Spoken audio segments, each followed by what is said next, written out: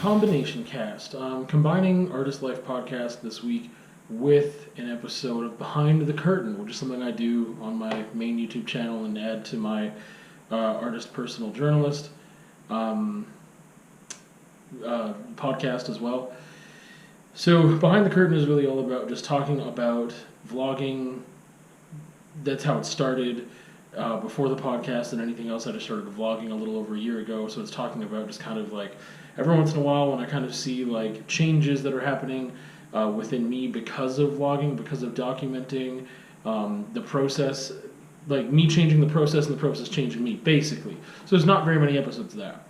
But I have noticed some things lately, and also it's very relevant to art stuff because what I'm talking about, as you already know from the title, is expressing the same idea in different mediums. Using different media to express the same idea I think is very useful, and it's something that I've done a couple different times in my life in various circumstances. So, we'll get into that. The first time I can really think of me executing that, the same idea, premise, feeling, whatever, in two different artistic forms was with my BFA exhibition. So, or I guess it was before then. That was the formal setting, but I was doing it a little bit before then. So some of this is going to relate to the last episode of Artist Life podcast where I talked about my history with writing. So there'll be some kind of going back to that as well, and I won't go into a lot of detail here because that's already been recorded and you can reference that for all of the details. So I was writing these songs, specifically with this band that I'm talking about right now. It was between 2012 and 2015. My exhibition, I think, was 2013, I believe. And so, or 2012 or 2013. Before then, I had always thought about art as a cathartic process. I always thought about my visual art as really, really helping me cope. It was this amazing coping mechanism. I put down some paint aggressively sometimes, and then I was able to just move on. Like I felt like there it is, it's on the canvas, and now it's gone. Like I've left that. That doesn't mean that it solves every problem or that it solves all my personal feelings, but for some reason it's like, hey, this specific day, this hour, this whatever few minutes is now resolved right there. I can point to it, I can see it, I can give it away or sell it or keep it in a closet or whatever, and there's physical evidence there of that thing, and it won't come back the same way. I won't necessarily have the exact same feeling. I was able to work through it a bit through the act of painting. I was able to resolve some of those feelings. So that's the way visual art was for me the first couple of years that I was creating visual art in a knowing sense, I guess. And then I started writing lyrics to songs with this band. It was happening in other bands before this one, but this is when I first noticed that I am writing about a lot of things that I'm painting about, and I'm finding that even though I'm painting about the same subject more and more, even though I never used to do this in the past. And then so as my BFA exhibition was coming up, I decided this was going to be the topic I was going to talk about, was about if art is really a cathartic process for me at this point, if sometimes it isn't.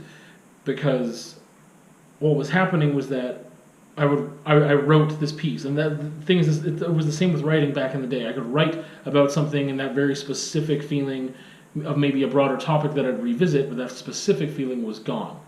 I felt like it helped resolve things for me, and then it didn't just come back right away, and whatever. It was, a cathartic process. And I started to question that because as I wrote a song, wrote the lyrics to a song, and had to frequently rehearse that song and perform that song live, I was constantly revisiting the exact same words over and over and over again.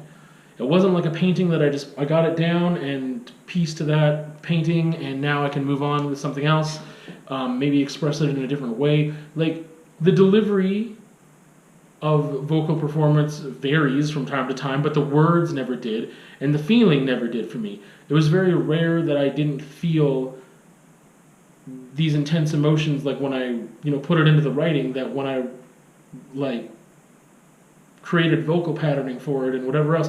When I was performing it, I generally felt the same way most of the time, and the majority of things I was speaking about were very negative things that I wanted to purge, that I wanted to resolve in some way. But the act of repeating this over and over again and in such an intense way, I found that not only was that just a problem in and of itself, because I never got desensitized to it yet. Like, I had other coping mechanisms that somehow, like, came with that, like on stage, trying to be self-deprecating to deal with stage fright, and use humor in a way. And I was also like, all these crazy chemicals are running through my body because I'm just like sweating and performing, and I'm really happy on stage. But simultaneously, I'm like screaming about stuff that I'm not happy about. So in the middle of a song, I'm very much in the song, and then on either side of the song, either introducing the track or whatever it is that's on either side of it, I'm usually smiling and happy and like laughing and, you know, anxious too. Like I said, performing gives me stage fright. There's a lot of anxiety before I step on the stage.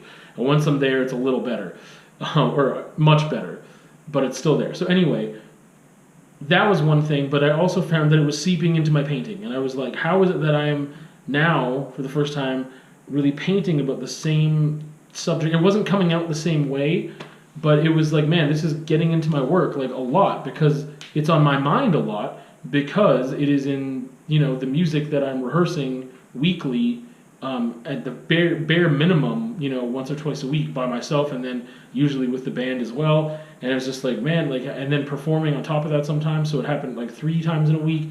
And this, you know, I was in this band for 3 years, right?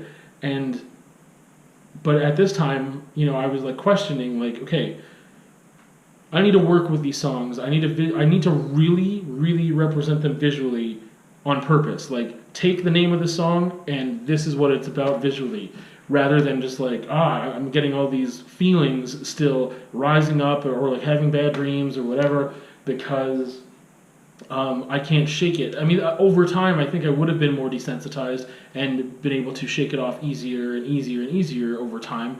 And also, I mean, like, you get new songs in there, and like old songs leave and whatever, right? If you were to be in a band for, you know, a long, long time. 3 years is not that long. But that's what I was deciding to do. So then I on purpose, I decided, okay, this song title is the name of this piece, and then I altered I had in parentheses something else, but I chose 4 different songs at that point and made them into visual art pieces. And, you know, along with this question of evidence of, you know, following some stuff with Pollock, like visual evidence of the art being made, in the action of making it was the art, and this is the evidence of that. That was a part of it, but it was just mostly about me questioning whether this process is helping me or hurting me. Because, you know, again, on stage, the repetition of this thing wasn't really helping sometimes. Like, it was at first, and then I found, like, yeah, is it? I don't know. So that was kind of one of the first times I really noticed, I am expressing my artistic, creative ideas, whatever, expressing myself through, you know, creative means, in 2 different mediums, but as the very same subject. And it was very purposeful to just explore what that was doing to me, and how this whole thing was working. And since then, I haven't really made much of a point to do it until recently, and that's why I wanted to talk about this behind the curtain stuff, and also, you know, just talk about how that can be useful and how other times it maybe is not so much. So I found that something I've talked about before is external processing, that label that someone introduced me to over a year ago, that I really was like, whoa, like, I get that label applies to me in such a way. I get excited by having such a direct, like, oh, this is something that's helpful, this is me, this is like perfect. That's a huge reason as to why I started vlogging or having these conversations to begin with. With all my vlogging activity, I mean, there's like a weekly vlog about just activities I'm doing during the week, and then there's a conversation that is a part of that, and then sometimes there's more other things about art process, or, you know, stories of my past or whatever.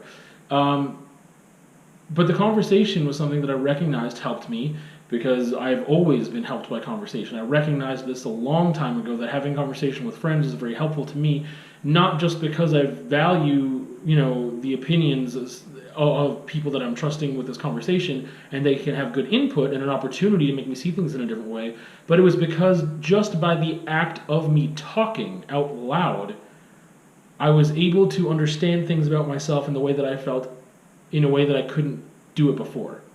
If I was writing these things down, it was different. But by the act of talking out loud, because I was speaking faster than my brain was processing things in a certain way, I was able to just blurt things out. And so I translated that to talking to the camera like I am now over a year ago, and I found that helped me immensely and was like, wow, like by talking out loud, it doesn't have to be to anyone else. Like I'm just talking sometimes so fast when I get excited about something that I say something and something clicks and I'm like, yo, I actually feel that way and I didn't even know I felt that way. Or I didn't understand that feeling the same way. I also find, I learn a lot in conversations. Like unfortunately, conversations and arguments with partners sometimes lead to me having this greater understanding in that moment. But unfortunately, if it wasn't for that type of conversation or that style of conversation, I might not have reached that conclusion right away. Because again, when I get worked up and I start talking about something passionately and quickly, my brain doesn't have enough time to process things in a certain way and slow down and choose things carefully. No, it just kind of like the filter is not completely gone, but there's way less of a filter. So I'm able to understand things in this new way that I didn't recognize that I felt that way. So I found that was really, really useful, and that's why I'm still doing it, because it helps me learn about myself. But I was, thinking lately of writing a blog, something I've been thinking about actually for years and just haven't gotten on it and figured out my WordPress and try to organize everything with like this OCD tendency that I have to make things ultra organized and have like chronological order of all these archived things and then start it and then publish it for everyone to see and then keep it up regularly, whatever. But I've got a little bit of a push. My partner recently started a blog a couple weeks ago discussing some things in the same style that I've wanted to discuss things and write them. And I realized some of these things that I'm going to be writing about are going to be things that I vlog about too, because I want to take a subject sometimes and just talk about it. And I thought, would that be redundant? I don't think it will be redundant. I generally don't write anything down before I create, a vlog or a podcast episode or whatever, when I talk to the GoPro. I generally just don't write anything down. If it's a review, sometimes I do make notes, especially, an album review or something. But when it's talking about a subject or just having a regular conversation or something, I generally don't have any notes. I just I have a subject in my head and I really would like to explore it. So this, though, is something different. And I've been thinking about, what if I do the vlog first and then I write about it? Or what if I write about it first? Will that influence too much of how I feel for talking about it out loud? Is that going to be interfering? And I haven't decided in which order I'm going to do it yet. But I really think that, because I wrote in my journal for the first time the other day. For the first time in a long time, I should say. Years and years. Years. That I hadn't done any legit journal writing about this is what's happening. And even that day, I didn't do it. I wrote about, I basically closed the old chapters of the journal, because I'm using the same book I wrote in years ago, just to, conserve paper, I don't know. And I basically closed that chapter and just wrote about the fact that I am starting this up again, and I never thought I would start this up again. And just the value of writing in different forms. I write in a lot of different forms, and I'm writing in a different form now already. A new thing, again, is what I meant. And by blogging, I'm like, okay, well, I'm taking this very same topic, and I'm going to write it in a blog. And that forces me to slow down. It forces me to process things in a different way. And thus I will reach new conclusions by doing that. When I say this, I feel like it sounds so obvious that there's no point in saying it, but I know that this is going to hit different people, or hit people differently, because different people are unique and we're all nuanced and complex in our own ways, and some people might not find this useful whatsoever. And other people might say, yeah, I've been doing this for years. I've recognized this as a thing that I need to do. I write it down first. And I don't mean writing down things to prepare for, like, a speech or prepare for the vlog. Like, it's not about preparation. It's about, I'm going to express the same idea in multiple ways to see how much I can dig into that idea. I don't think, writing 5 drafts of this thing is going to help. I generally am very attracted to spontaneous art making, or spontaneous isn't the right word, but I mean not planning. Like, I want immediate gratification. I want to freestyle this piece, like whatever it is. I'm like, let's pick some colors, let's go. This is why I work with abstract the majority of the time.